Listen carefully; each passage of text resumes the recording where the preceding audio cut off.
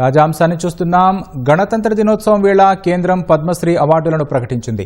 వివిధ రంగాల్లో విశేష సేవలు అందించిన వారికి ఈ పురస్కారాలను ప్రకటించింది.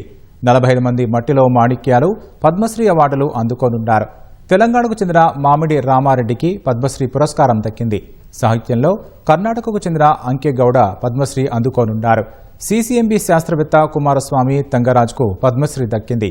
మహారాష్ట్రకు చెందిన అర్మిడా ఫెర్నాండెజ్, మధ్యప్రదేశ్కు చెందిన భగవన్ దాస్ రైక్వార్, జమ్మూ కశ్మీర్కు చెందిన బ్రిజిలాల్ భట్లకు సైతం ఈ విభాగంలో పద్మశ్రీ పురస్కారం లభించింది.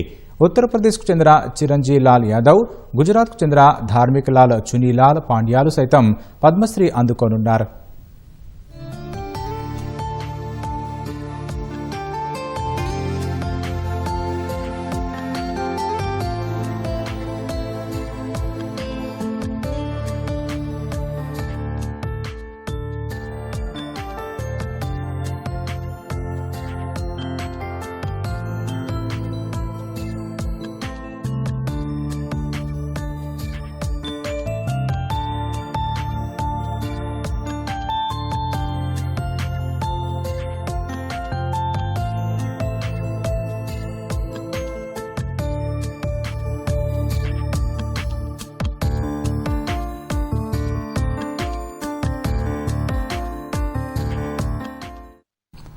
గణతంత్ర దినోత్సవం వేళ కేంద్రం పద్మశ్రీ అవార్డులను ప్రకటించింది. వివిధ రంగాల్లో విశేష సేవలు అందించిన వారికి ఈ పురస్కారాలను ప్రకటించింది.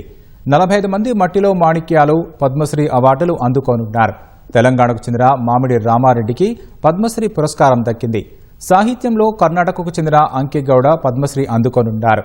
సిసిఎంబి శాస్త్రవేత్త కుమారస్వామి తంగరాజ్కు పద్మశ్రీ దక్కింది.